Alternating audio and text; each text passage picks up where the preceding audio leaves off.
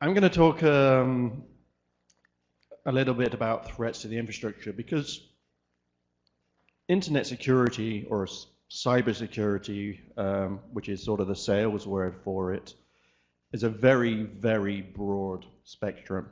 But being as this is a DNS or a domain name system forum, I'm going to talk about some of the threats that involve DNS. So I'm going to start with talking a little bit about the mission of the organization I work for. So we've talked about ICANN a little bit. Let's see if I get a little red dot, little green dot, doesn't work. So I don't know if you can read this, but core to our values and our commitments is to focus on the security and the stability of the identifier systems. That means things like domain names, IP addresses, and the way they're used. So that's why ICANN has a group, which I lead, that look solely at security issues that are, and other issues that are affecting those systems. So why would you attack or abuse the domain name system? Well, why do you use a domain name? Right? It depends who you are. You know, if you're a businessman, or and engineers like me, we just say it's a way of mapping names to numbers and putting in a layer of indirection so that we can change those numbers without telling the guys who are actually getting to the websites or whatever service it is. Business people are using it to make business. I think that Sherman here just talked a little bit about the money that is made on the internet and how much industry happens on there. Governments use it to provide you with services. You know, your local law enforcement may have a website. You may vote online.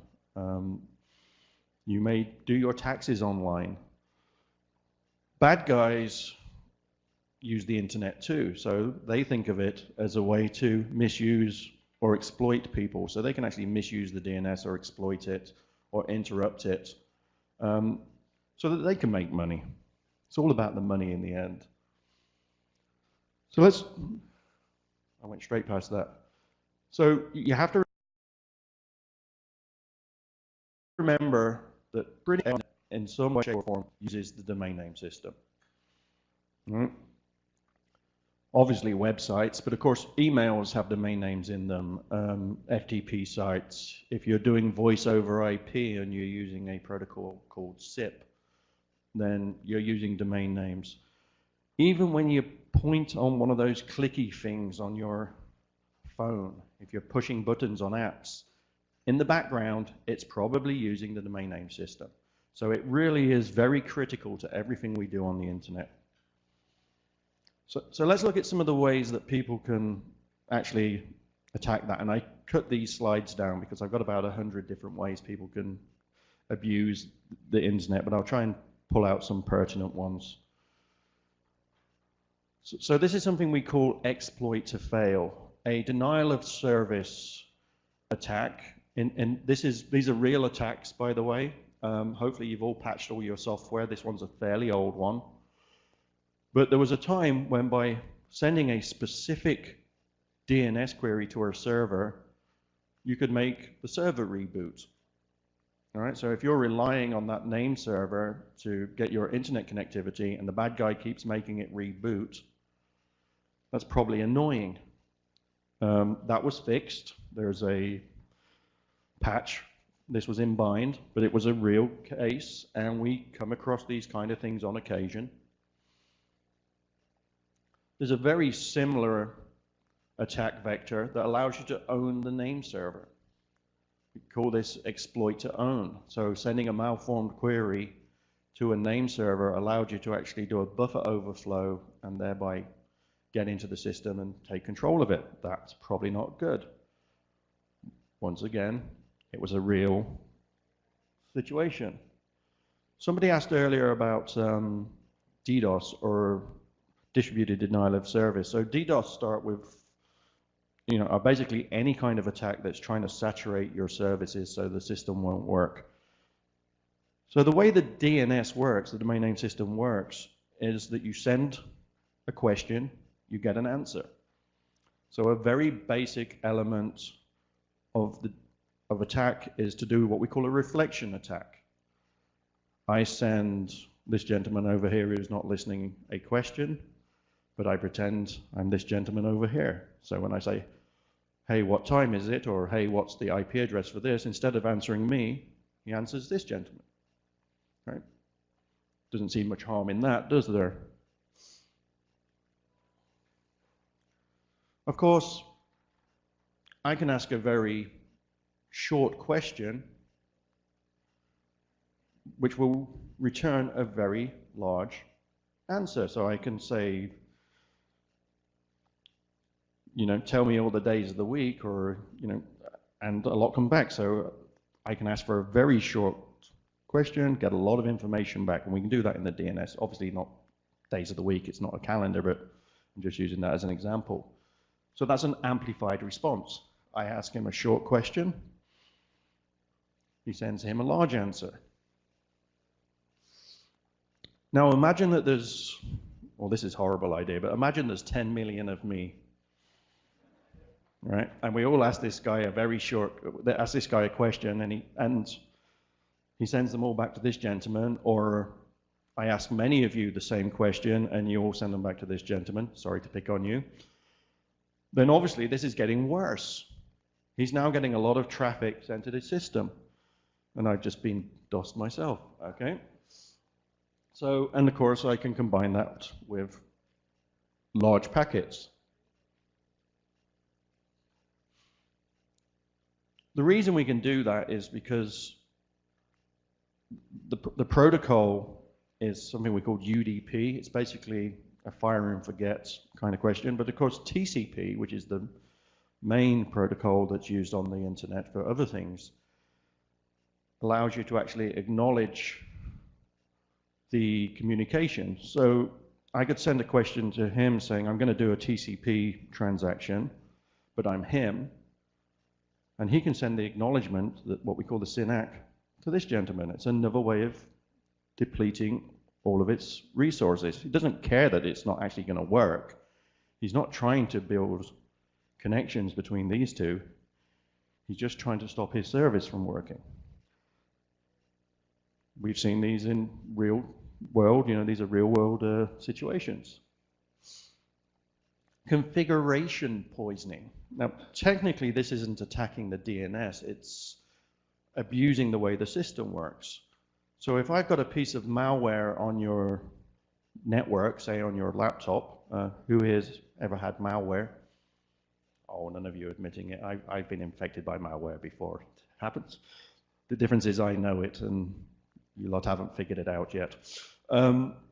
So DNS changer was a specific piece of malware, and what it did is it changed the name servers you use. So when I think I'm asking my ISP to tell me where google.com is, I'm actually asking a piece of criminal infrastructure where google.com is, and they can send me where they want. This was interesting because when taking down this malware, we had a dilemma. We had hundreds of thousands, if not millions of machines that thought this criminal infrastructure was their name servers. And when disrupting this criminal ecosystem, we actually had to put different name servers in the place that were, if you like, clean and giving the proper answers. So it's not always easy to clear these kind of things up, but once again, a real life scenario. If you look up DNS changer, you will find it hit the news. That happens more and more these days. So they're not actually attacking the DNS itself, they're just changing your configurations. Man-in-the-middle attacks. You know, if they can get between you and your name server, they can often give you different answers. There's a particular kind of man-in-the-middle attack that we call an evil twin attack. So who here has ever been into a coffee shop or a hotel and joined the Wi-Fi and not had to put any credentials in? Right? That's an open Wi-Fi. So if I put up a Wi-Fi access point with the same non-credentials, i.e. the same name, and you connect to it, a lot of the time you'll use those for your DNS. They'll give you your DNS server information, so I can just point you elsewhere. Unfortunately, it's still very common for access points not to have any form of credentials, and that means it's very easy to do this. And as a end user, you'll probably never notice, because what a lot of them do, for example, when they are spoofing your bank, okay, you can buy software packages with all the websites of all the local bank sites, and you will go to your bank, and it will look like your bank. They will take your credentials, and then they will forward you to the bank and log you in. So there's a delay, but you're probably not even going to notice that you went to a different website. It's not a good idea if people have your bank credentials in general. Once again, these are real-life scenarios.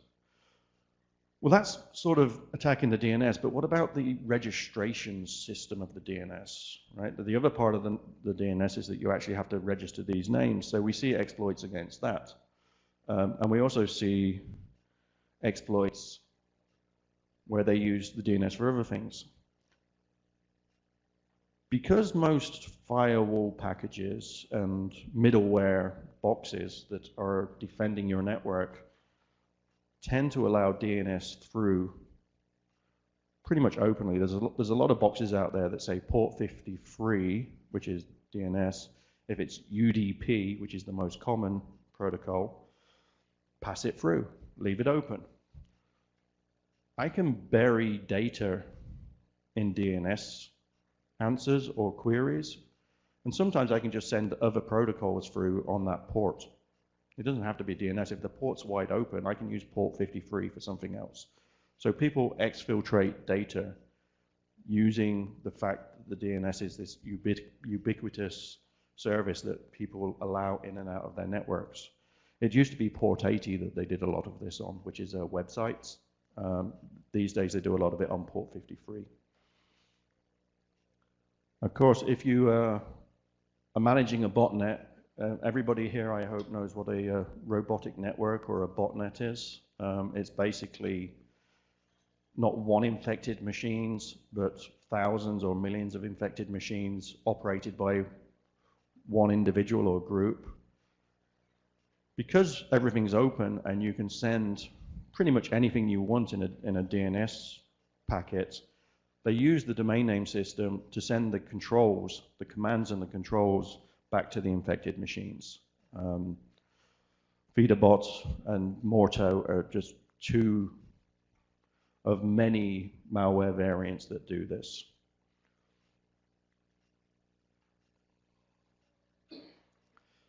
Domain name hijacking. Right? If you've got a name registered and it's important to you, say it's your business, then you have that information registered somewhere with a registrar. The registrar has a registry.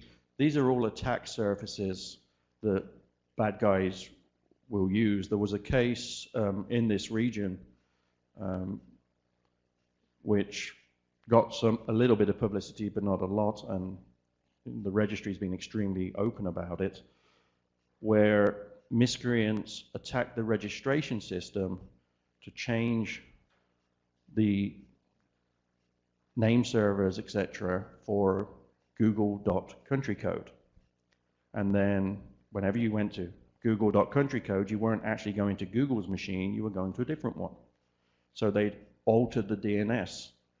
Now when you went to that site, it said, hey, we have hacked Google's server. But in fact, they hadn't touched Google's server, they just redirected the DNS to go somewhere else. This happens more often than we'd like. I actually dealt with a case yesterday where a registry had been hit. And they're pretty good at getting back and fixing this stuff, but it's a target. Sometimes it's an easier target than these large multinational organizations that have, hundreds of security staff. they're a much harder target to hit. And bad guys always go for the weakest targets. So they also go look at the registrars. They will also come for you. The beautiful thing about having a registered name is that you've also got a profile with your registrar, right? You're going to have a login and a password. And the best place to get that is probably just to ask you for it. So anybody here ever had somebody attempt to phish them? Right? So these are real emails. Because of the projector having low resolution, you can't read them, which is probably good. So these are emails that were sent out by bad people pretending to be registrars and saying, please go click on this link and log in. And just like the bank redirection, this is a registrar redirection. And once they have your name and password, they can do all kinds of havoc. Some things that you will notice, some things you won't. Obviously, if they steal the name and move it somewhere else, hopefully you will notice. But if they just do slight changes in the DNS information, you may not notice for days. So, you know, this happens all the time. And, you know, think about the data breaches we've had recently. Anybody affected by the Equifax breach? Pretty much everybody in America was. I live in California. I was affected. Never use the same name and password in two places. So I'm not too worried because they can have that password from Equifax because I don't use it anywhere else. Most people do. So if you use your registration credentials with other services, I'd recommend thinking about your password hygiene. So let's talk a little bit about some evolution of the way things get attacked and things we have or maybe haven't learned. So the threat landscape is evolving.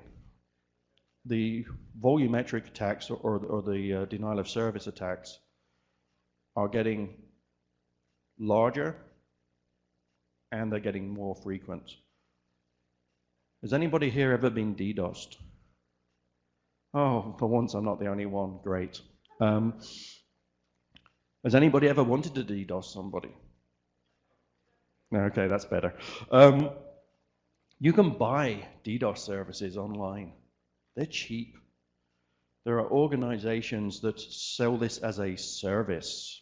This is criminality or at least badness on the internet commercialized. So, you know, this is evolving. There were some attacks that were very well documented. There was an attack called the Dyn attack, where a large DNS provider was attacked and caused all kinds of chaos for various customers. You know, so it's not getting better. And booters or stressors, as we call them, those are those services that you can go and buy. Fortunately, they do get a lot of attention from law enforcement these days. I love it when these people go to jail. Botnets are getting more complex and they're getting smarter, the people who are writing them. I'll talk a little bit about a couple of botnets next.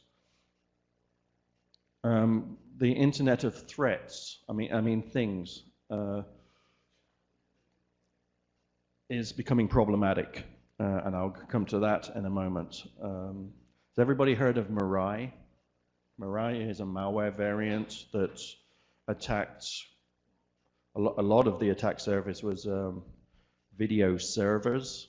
You can buy these in large retail stores. I had one at my house. I had disconnected it a year before because I actually look at my devices. I'm a big fan of looking at IoT devices and then throwing them in the trash.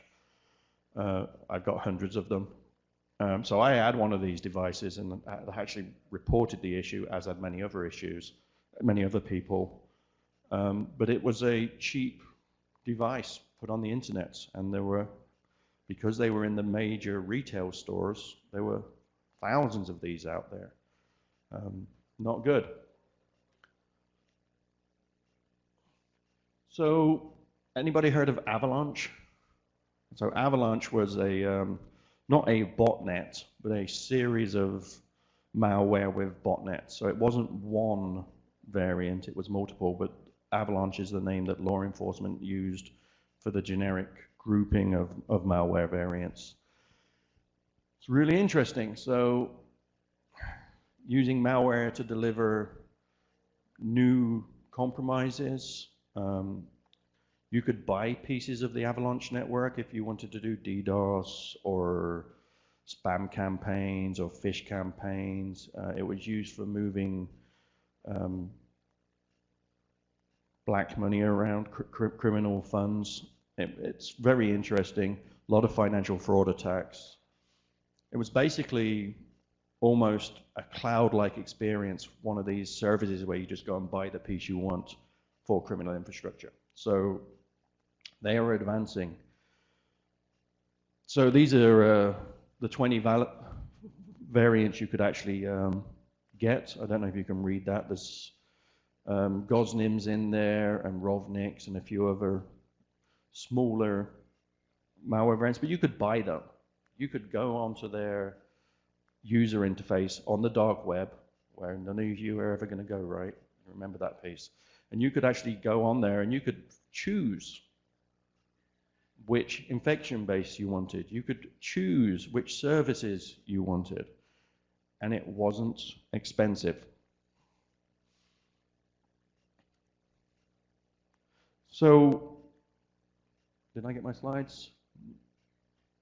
Not really. I think half my slides missing there. So it took a long while to dismantle Avalanche, years. So am I missing part of my slide? It's blank up here, but shouldn't be up there. Never mind. Oh, Adobe Connect changed it. Lovely. Never mind. So basically, if you're deploying malware, I mean, obviously it takes you a little while if you're going to write your own. A lot of people don't write their own malware, they just go buy it. Like I said, it's a business. Actually deploying that malware is a matter of hours, right? Because there's massive, you can buy infection bases, you can infect via known infection channels. It's not hard to build a botnet. Starting your campaign, be that a phish campaign or some other form of criminal activity, is also very fast. Hours. Now, the people dealing with malware, like the antivirus, etc., will start getting reports fairly quickly. So it'll be known probably in days. It will be reversed engineered within days. And then a few days later, maybe people will be coming to law enforcement and saying, hey, somebody stole my money, somebody stole my bank account. And then the investigation starts. And then all the paperwork starts. And before you know it, you are months ahead.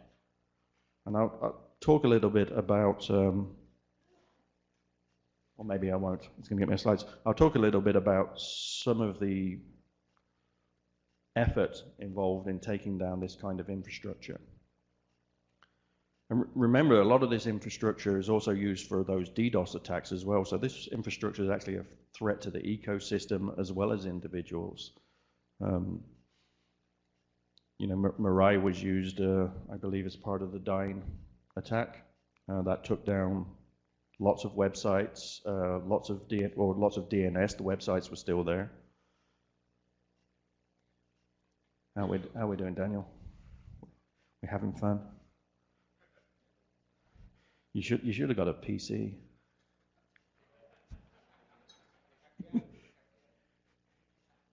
Well, I did tell him when I gave him the slides that I had a copy of WannaCry on the thing, but he didn't believe me.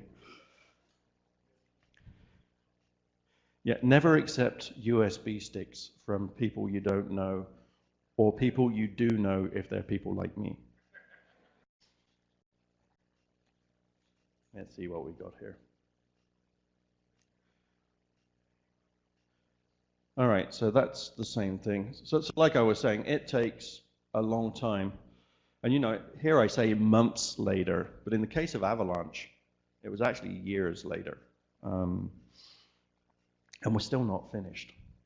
Because once you start disrupting this infrastructure, you still got to think about how are we going to clean up the end systems, how are the bad guys going to evolve, because you're constantly chasing them. Is it still working? What have you done then? There you go. So Avalanche supported something we call domain generation algorithms. These are the names that are used for the command and control, sort of a call home for the malware.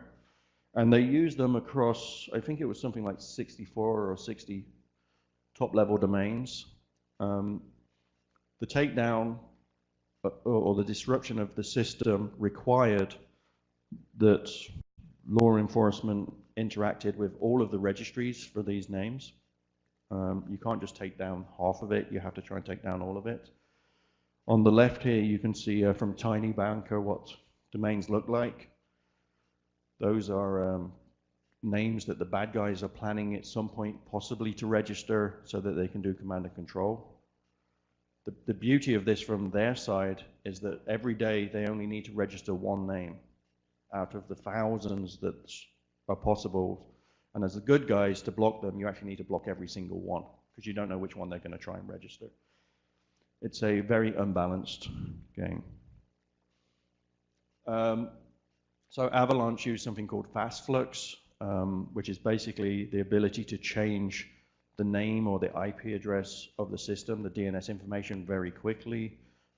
This is information you can get from Europol, and I just put it up to demonstrate that it's actually quite complex. They had DGAs that were quite complex. They were using multiple variants of malware. They were doing fast flux. They had their own criminal infrastructure, like physical machines.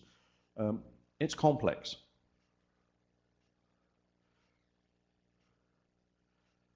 So Avalanche, there were 5 arrests in 4 countries. That meant doors going down, police officers actually going into premises and arresting people across multiple countries. There were 37 searches in 7 countries.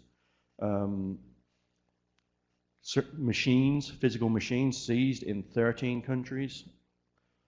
We had to block, so not take away, but actually stop people registering more than 830,000 domain names. And then all the awareness raising and the victim remediation or the cleaning up that's still going on today. So dealing with this kind of problem in the domain name space, because there's a lot of domain name elements here, is problematic. I'm aware I'm on time here. So Mirai is a really good lesson in not learning. The communication techniques that the servers used were unencrypted.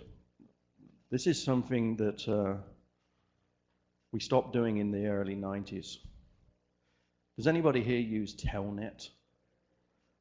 Oh no! SSH, people. Encryption, get rid of Telnet. Technologies that most of us stopped using 10, 15, sometimes 20 years ago are still being deployed in new equipment. What's wrong with that? Well, it's cheap, that's why they do it. This should just never have happened. Yeah. I'm not going to go into the details of Mirai because I know I'm running out, but basically, you know, the other thing that they did is they did sort of the admin thing, user admin, password admin, like lots of boxes that you buy, not just the ones that were in Mirai, have default passwords. That's not a good idea. You know, there are mechanisms and techniques for doing unique passwords with boxes these days. You know, even if they printed on the box, it's still better than having admin. So these are lessons we haven't learned. It's mainly IoT devices, Mirai, and there are thousands of them out there. It's kind of depressing as a security guy and somebody who looks at IoT to see just what is out there. This brings DDoS possibility to a whole new level. I mean, if you think about the amount of devices, I mean, why did they pick on video devices? Video has vast throughput. These are machines that are designed to send large packets, and the security on them was just terrible. Oops, another slide that's not really there. So WannaCry was another piece of malware that was actually patched in the operating system. It affected Microsoft operating systems, and it was actually patched and the patch was released weeks and weeks before the attack. So if people were actually patching their systems, it wouldn't have worked. So we've learned that people have still not learned to keep their systems up to date. There's a reason why software providers send out security updates. You should probably do them. WannaCry would just never have happened. So what have we learned? Attacks are increasing. They're getting more elaborate. What have we yet to learn? Developers just ignore history. It's like every generation forgets the things that their parents learned, right? This is the same in real life too, right? People who have children, and you see the mistakes your children make, and you think, well, we learned that 20, 30 years ago. It's the same thing in hardware and software development. They've just not learned the lessons. Yeah, and I don't know an answer to that. It's probably something we're just going to have to deal with. It's part of human nature. So, if you could take one lesson home, how many of you here use the DNS? You all do. You meant to all put your hand up when I asked that question. How many of you actually run DNS infrastructure or run networks? Right, so the one lesson here, it's not fire and forget. You don't install bind or NSD or whichever software you are on a box and then walk away. Right, your DNS is critical to your business. So if you're the guy responsible for the DNS in your business, or you know the guy, make sure that you're keeping it up to date. Make sure that you're being vigilant about how it can be misused. We're going to pass these slides out. There's a whole bunch of reading material on attack surface and the various things you can do to protect your network. And I'm then going to hand over the microphone. And I think we're going to take questions at the end, all right?